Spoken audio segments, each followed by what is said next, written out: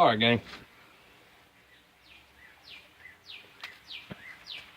This little project that we started this week, the toolbox deal for the semi truck, is a good representative of why you need a flat surface like a layout table to work with.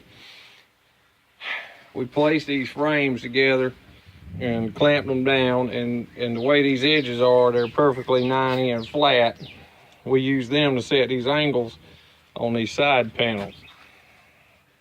And then all you have to do is you take your speed square, lay it in there, and make sure you got a good 90. Don't have one handy right now. Anyway, so what the deal is, the general deal is, we're going to build a skeleton out of this heavier 1/4 inch thick material. Because if a customer says they're going to haul cotton, they're probably going to haul freaking rocks. So he says it only needs room for 2 milk crates, one back there in the back, and then he's got some chains that he's going to put out here in the front edge, which is chains and mounted on the thing. And the big deal is the only holes he's got, he's going to have 3, I think they're 1/2 inch holes back here, 3 on that leg. So 6 1/2 inch bolts, and yeah, you know, but it's mounted on, I think he's got 3 inch angle iron on his truck frame bolted to it. But those 6 bolts basically are what's going to be holding this up. And what I did was use different size angles. For one, it would have been too damn heavy to run 3 inch. So I tied 3 inch for my main trunk lines, and then I put a 2 1/2 on that. Then I come on down to 2. And for 2 or 3 reasons,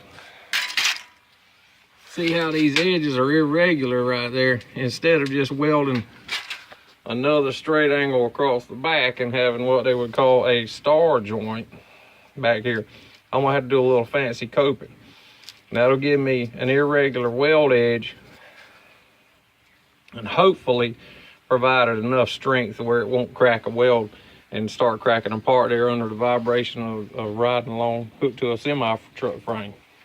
Same thing out here on this edge. We're going to put an angle across the front, an angle across the back, run a flat bar rib across the back up there for a spacer, and up here we got to catch 2 other bolt holes. One's going to be right on this point, and then the other one's going to be right in the center of that weld.